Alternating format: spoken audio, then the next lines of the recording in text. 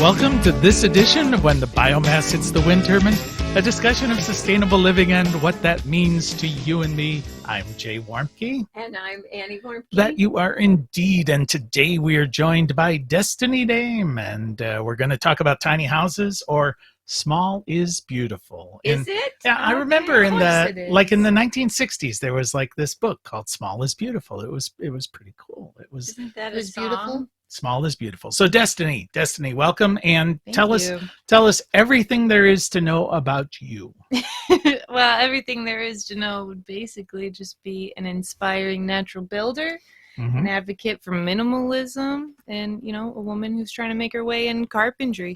All right. And we should mention that Destiny is here as an intern at Blue Rock Station for the foreseeable future. The second time she's a glutton for punishment. I think as they say in Malay, ta'ada rashana. So we have no schedule on this. Untrue. So, We got a schedule and a goal. So your project here at Blue Rock Station is the tiny house. And the tiny house has been sitting there waiting for you. It was under roof. It's sort of a shell, and you're going to flesh it out and make it live. So why don't you tell us a little bit about the concept of tiny homes, what got you interested in it, and advantages, disadvantages. Okay. So what got me interested in it is necessity, I would have to say. I need a roof, a safe roof over my head. It can't cost too much. And for me, that's going to look like finding the resources to build that, or to source it out, or to be able to look at a structure differently and say, you know what, you can make that into a house, and I can make that into an inhabitable space. So for me, that's where the interest came in. In tiny homes in general, though, I love that, like, their versatility in it. A tiny home or a tiny space could be used for just about anybody. But you got to be a tiny person. No. Okay. No. You should just probably have big doorways. That's right. Make everything wider. Yeah, just taller doorways. Well, one of the things I think we've had sort of a fad about this, where people would put them on wheels and haul them around, and that's all fun. But I think it's moved beyond that. It's sort of what you're saying, is that young people don't have the resources, a majority do not have the resources to have a real place, a safe place to live that works for them. And so this has the potential, if we can bring it to a different scale, or rehab buildings that are now, they're just knocking them down and building bigger and better, whatever they say. And I think that's the movement that's come out of that beginning tiny house movement, where they had the little videos of the people rehabbing, the trailer that they bought, meaning the flat trailer bed and things like that. And the things that we're doing here. So the goal was to try to build a building that would be less than $5,000. So we're reusing, repurposing, melding some techniques from earthships like preempt earth tires and cob and earth and plaster with conventional amalgam of sustainability. Yes, that's right. And so and making the building work for the site. Right. And so what you're really wanting to do then is a lot more than that. You're wanting to create for yourself sort of a social movement, and you'll be the contractor. Right. I'll be the contractor. Yeah. And of course there's that way to look at it. Because that is my perspective. I am within this generation of the millennials, and we are looking to provide and sustain for ourselves and be resilient in this ever-changing and crazy-making world. However, tiny isn't just for us. It's older generations who are on a fixed income, and they need to be able to downsize and maintain their home and feel like they have autonomy and independence still. And a lot of times you see grandma or grandpa, and they sell in the big family home, and they move into a tiny home called assisted living, exactly, which is more when like they a really prison. could, right? Exactly. Yes. And they really could be utilizing a tiny home in somebody's backyard, or maybe they have their own property close to family. I don't know. My point is, there's just so many applications for it, and so versatile. Just the concept of tiny and minimal I think is really liberating to most people once it's embraced. Well, speaking as a representative of your generation. Oh, goodness. Right. You are? I mean, I thought you were older than no, Jared. as she's her Yeah, representative. these say me. I don't know if they don't want me representing them. So, but Which my is fine. generation, my thought as growing up is you wanted a big house. You wanted, Mm. I mean, the house was status. The house was more than just a place to live. Do you feel in your generation, in the, I don't know, millennial, would that be your Yeah, term? technically. Is this technically it still a is. thing? Is it a thing, or is the house like for a car? sure. You just don't care? Like every good answer, that depends. And I think systemically it depends on kind of your upbringing and what you took from that. I have this train of thought where I'm minimalist and I like tiny. I have siblings though that the bigger the house, the more status they have, and it really is about keeping up. And he's only a couple years older than I am. So I don't think it's a good generalization to say it's just for this generation. If anything, I think we just value adventure differently because we get to, right? We live in this time of luxury and convenience and accessibility more so than past generations, and so we do get to have fun for more time. It's not a huge rush to us to get married and have kids and Unless you live in rural America. Well, even ones who live in rural America, you decide how long you subscribe, what those agreements I haven't seen are. that, but maybe it's just because of where I live. But let me just say that so here's the thing. It's not really going to be a choice. So, Right. all these things are happening over here, like Jay likes to say, there's other stuff happening over here. And over here is decrease in population, is lack of funds to operate a real big house or a big building. And so as resources shrink and we have to reuse and deconstruct buildings, and everything costs more and more, which we're seeing coming out of COVID, is only going to get more like that. So guess what? Tiny house. Again, it goes back to necessity. Yes. Innovation and forcing necessity. people, Well, unfortunately. Exactly. Well, one of the things that we're going to have to deal with as people are trying to build smaller and smaller homes are all of the zoning issues that are designed to prevent people from building smaller and smaller homes. And you were mentioning the fad of putting them on trailers and stuff. Well, that was as a response to the fact that as long as it was on wheels, it was not considered a permanent structure. You just buy a license so you could get by the zoning. So that was a silly thing to get around silly rules. Well, it wasn't silly to the people. They were the pioneers of the idea of it. You do what you need to do. It's like, let's call it I don't know, an easy bake oven instead of a house. That way we can get an approval. So how do you define a tiny house? What does tiny square footage? Yeah, square footage is a big one. So there is differences between a tiny house and a small house. A tiny house could be anywhere from like 70 square feet up to I think it's 400 by the Association of Tiny Homes, the American Association of Tiny Homes. And then a small home is 400 to like 1,100 square feet. 1,100 is small? Wow. Wow, that's what they're saying. So that seems ridiculous. That's huge. Right. But, to somebody who going down to 1,100 square feet is downsizing, I'm not going to knock that. That's a movement in the right direction. There are millions of homes that size right now. I would think, though, that, when you talk about zoning and stuff, of course, it's important to abide by those guidelines and do what you can. However, I kind of have two schools of thought on that. It depends. It might be better to ask for, forgiveness than permission, depending on where you are, how you're doing it. And also, it's like wedding shopping. Stop putting the word wedding in the search, for your stuff. They're going to charge you more. They're going to give you more of a hassle about it. Stop putting tiny in there. You just have a small space. If the word tiny is the trend, is the fad, and that's the thing that you are having a hard time taking down those obstacles, maybe just take that word out of it and just advertise it as a home. Although that can be helpful because you can buy a shed, quote unquote, from Lowe's, and as long as it's under a certain size, the zoning doesn't apply. Right. As long as you don't put water in it. So that's where the either ask permission or ask forgiveness. but you also can end up losing your building, because if you don't pass the zoning requirements, then you can't occupy it.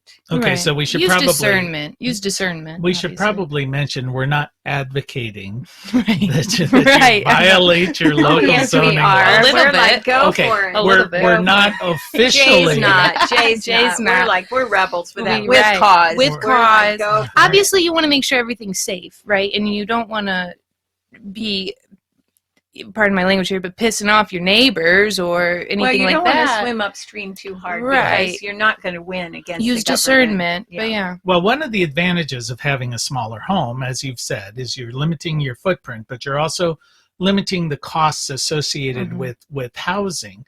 Well, And those and tiny I've houses seen I saw were like I know, $40,000 and that's what- $50,000. There, no, I no, was looking they at were more than that. 100,000 for. Oh my Well, God. and see, that's the thing is like, sure, if that's the way that you're comfortable and going about it, I guess more power to you. I don't want to knock it too much, but it goes against the point. It Not really about being does. Resilient, that's for Yeah. sure.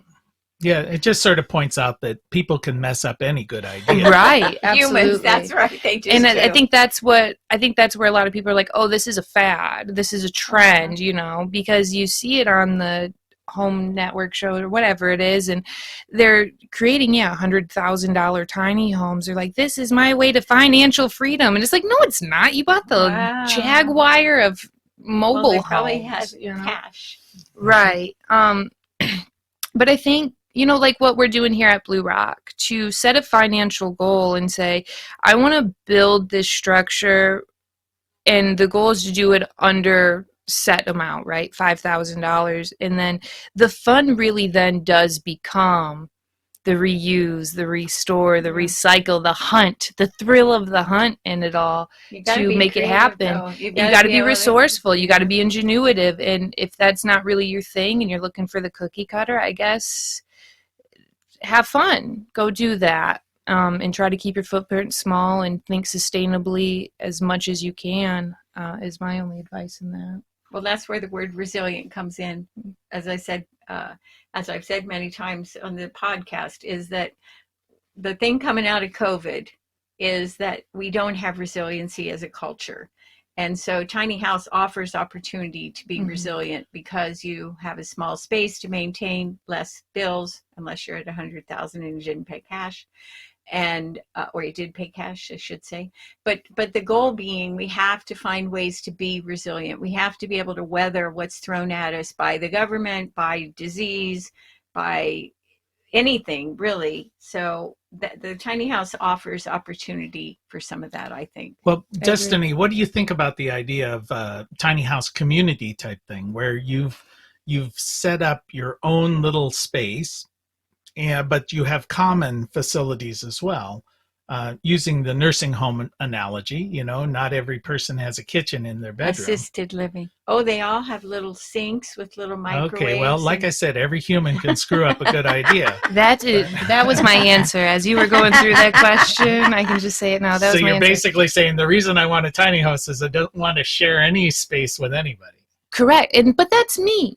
Yeah. And that's why I also said I may not be the voice for my generation. So- But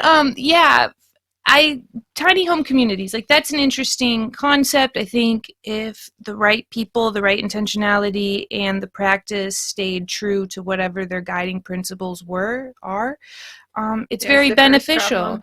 Yeah, of course, right? We're But Americans. there's Okay, well, I'm going to interrupt you right here.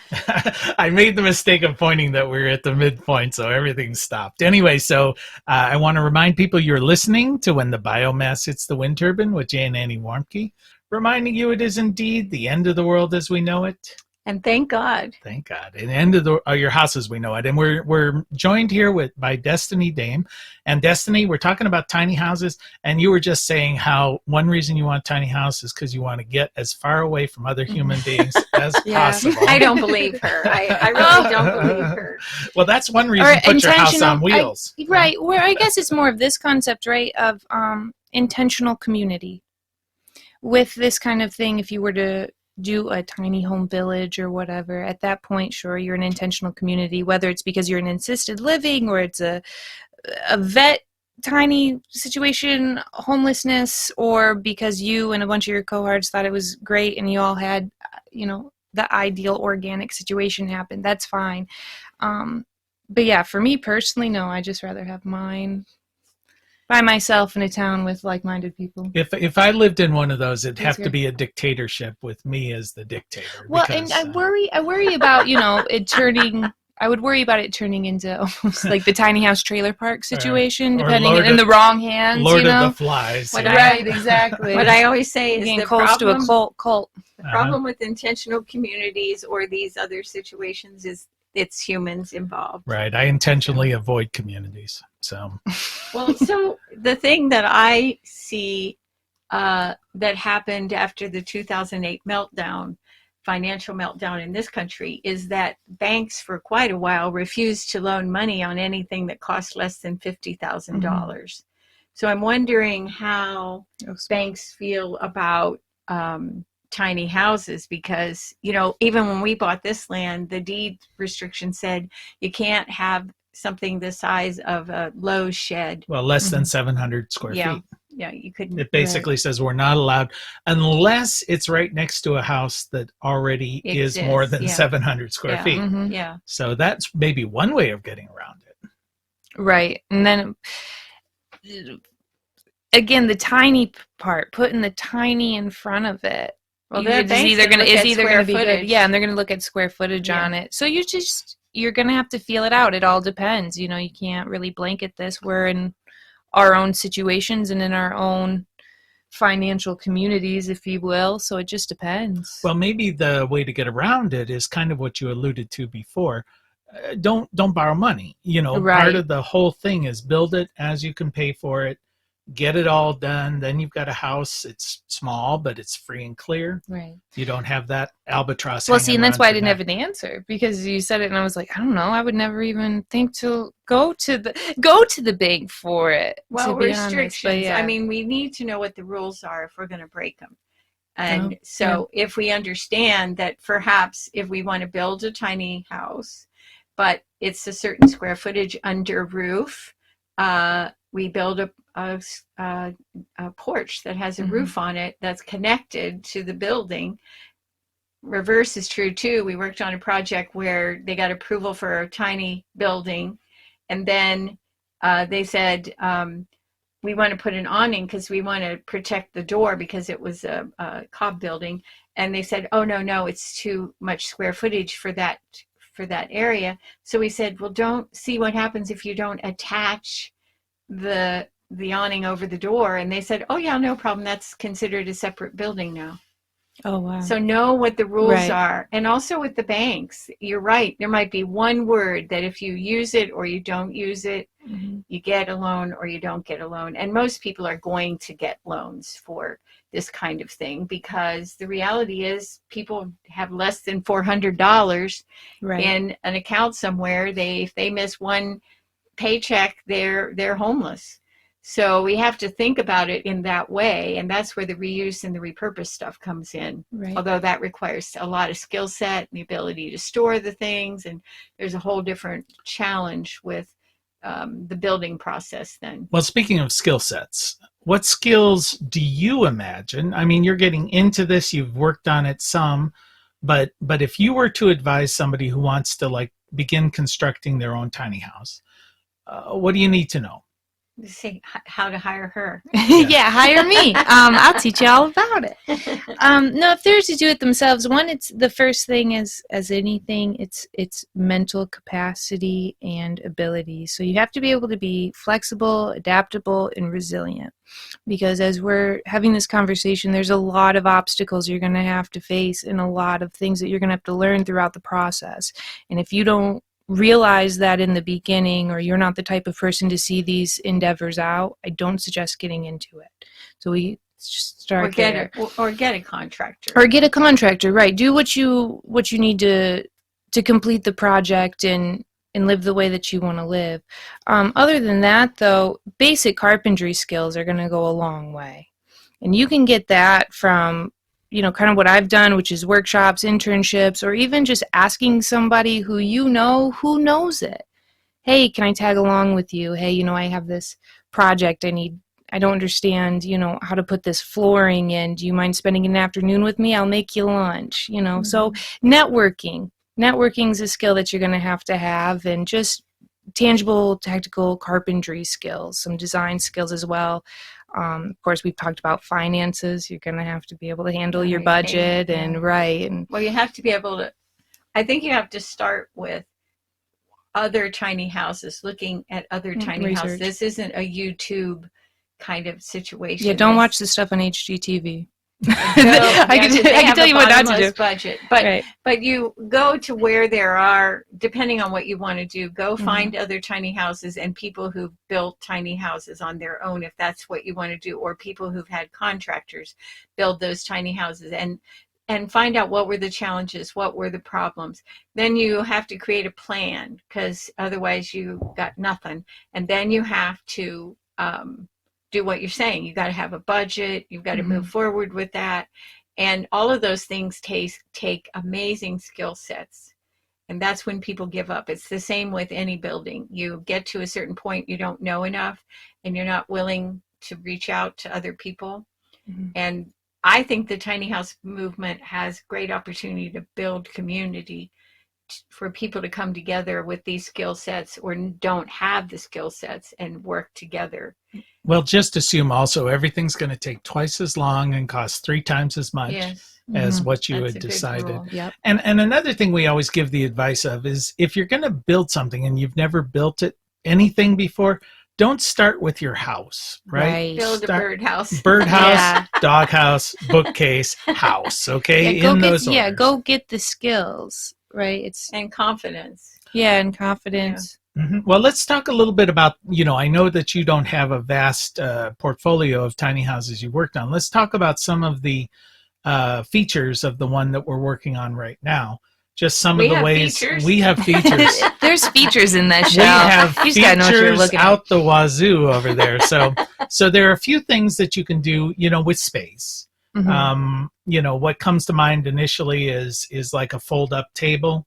Right. So you can get that out of the way when you're not using the table. Of course, the upstairs in our tiny house is not a full height upstairs. You've got to, unless you're 4'6", you're going to have to stoop or crawl around when you're upstairs. So that's kind of the idea of a loft. The other thing is, from the very beginning, the placement. So if it's going to be a stationary building, I think you want to be able to say, it has the east sun in the morning and the south sun in the day, and then that porch becomes maybe a heat sink where you enclose it a bit, so in the winter you have the ability to collect heat. In the summer, if the sun's high, you won't collect the heat. But those are some really basic skills that really need skill sets that need to be the beginning of the planning of the building. Yeah. Well, having the building work for you, Yeah, that's right. Well, we talked about how do you collect water. If you're hooking up to city water, that's one issue. What do you do with the waste? How do you deal with that? That should be like, your number on the top list. What do we do with the waste? Right. Always. How do you deal with heat? How do you deal with cooling? What we're trying to do with our system, it's a bit of a showcase for all these sustainable ideas. Whether they're good ideas or not, I don't know. We'll find out. That's part of the whole process, is say, this is something you read about in these sustainability books, but it's like cookbooks. Sometimes you just do it and you find out that person who wrote that never made that never recipe. cooked that because it is crap, and we see the same thing with sustainability. They say, oh, you can do it this way, and it's like, no, you never did that, right? You never did. Well, we built a biodigester. We built 2 of them with different interns. And everything we were reading, even in the book we got and everything, it makes it sound like it's going to work in the winter. And I kept looking up going, it's not logical because of the temperature and the need for high temperature to create the methane for the gas. And we had this one guy that we worked with down in Athens County, and And so he gave some ideas, but then he looked up at one point and he goes, if you can figure it out, you'll win the Nobel Peace Prize, because it's not going to work when it's cold. But we have a really nice one that some engineering students made. And so, but it may be that what we have to do is to say, all right, that works for 8 months of the year. And the other 4 months, we have to do something else. Mm-hmm. And that's how we build resiliency, not sustainability, but real resiliency. So we always are going to have hot water and always going to have the ability to cook food in some way. Well, I think one of the things that you run into with tiny homes, or with any home, any construction, is the framing and the construction of the shell goes very, very quickly. So you can get a distorted view of how this process is going to go forward. So you build this building in a couple of weeks, but then it takes you a couple of years to finish it. Finish work takes so long. So that's why you're here for the foreseeable future, because this may take you. You may be our age. You'll be saying, Social Security is not a bad thing. So. Well, we have a lot of the basics, right? And we have a stairway now that one of the interns built. That's quite beautiful. Yes, it is quite beautiful, and most of our resources are, or if not all of them actually, are here with us already, and we're in the process of gathering them and deciding, where they're best going to be used, and just getting the space ready. As far as designing in a tiny home, though, I would just say utilize every inch. Storage is important, and if you can get rid of some visual mass without getting rid of the utility purpose of whatever the thing is, go for it, because anything to create depth in a bigger space is going to be what you're looking for in there. And think about that there's real estate above your head level. All that real estate up there for pots, or maybe not. Maybe not if you're the 6 foot, the 6 foot tiny house guy. When you're designing the ceiling, right? The building itself, to say, all right, we want to have a lot of our pots and pans are going to hang up there, or baskets or chairs. Even the Shakers used to put that's where the chair rail came in, that the idea the chairs would go against the wall so they could have a different kind of a meeting. And I came up with an idea when we were designing this, that we could lift up the floor and have storage underneath there, and I thought, okay, this is why we have all the coolers, which are helpful. We use them all the time, but the idea was he wanted to put them under the floor, and I'm thinking, okay, if it's a tiny house, what do we have to move all the furniture out or whatever to get to the Okay, Destiny. Well, we're going to keep touch with you to see what worked, what didn't work. We're going to keep checking in. All right. You've been listening to When the Biomass Hits the Wind Turbine with Jay and Annie Warmke. We've been speaking with Destiny Dame, our tiny house diva. Expert. Diva. The diva of tiny houses. And we want to thank you. Shots fired. And we want to thank Adam Rich, our tiny Emmy Award-winning producer. And we want to thank you for just spending a bit of time with us. And as your grandmother hopefully told you, the secret to a happy and sustainable life is? Well, I think in this case, you better play nice with others, clean up your own best, your own best, that's right, and eat some veggies, Jay. All right. Till next time. Bye-bye.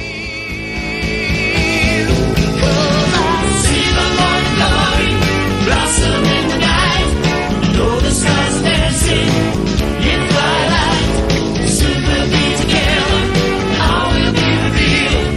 Mother will sing and the children will be.